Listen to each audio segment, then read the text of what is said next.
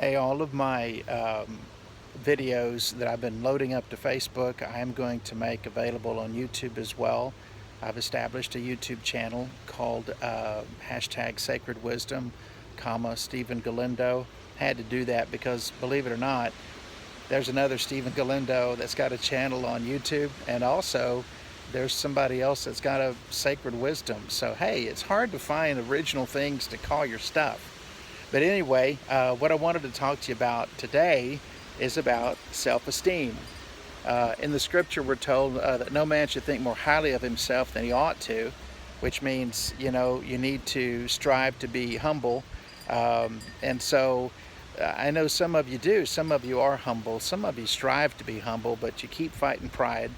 And I think a lot of us either fall on one or two sides of the situation. On one side, we either think more highly of ourselves than we ought to think, which is, where you get bragging and ego and all that kind of stuff, and striving for attention and praise and recognition. And then on the other side, we maybe think too little of ourselves than we ought to think. And when that happens, you see yourself as a lowly worm. I'm a doormat. I don't amount to anything.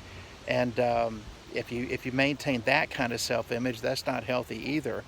Neither one of them is healthy. Actually, being in the middle is what's healthy, is realizing, there's some things I do good, there's some things I don't do good. There's some things where I've succeeded in life, and there's other things I've not done so well at. And so I'm not the greatest person on earth, but I'm not the worst person on earth either. I'm kind of like the rest of humanity. I fall somewhere in the middle. And it's good to know that regardless of where you fall, that God still loves you and cares about you. And He is capable of helping us become better if we're willing to give Him a chance to let us.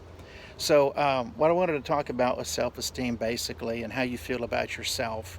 And keep in mind that regardless of whether you think you're a king or whether you think that you're a servant, somebody went to the cross and died in your place so that you wouldn't have to, and paid the price that you would not have to pay because He loved you that much. The other thing that I wanted to encourage you on is to don't look at other people, don't look at their faults and define them by their faults, because you wouldn't want to be defined by your faults. And at the same time, we can't just look at someone's successes and victories and define them by that either, because that's not an accurate picture either. We all have success, we all have failure, we all have faults, we all have strengths, and we need to look at one another and look at ourselves in that light. That's how God looks at us, and that's how we need to look at each other. And God chooses to love us the way we are. We need to learn to love one another the way we are, and we need to learn to love ourselves the way we are.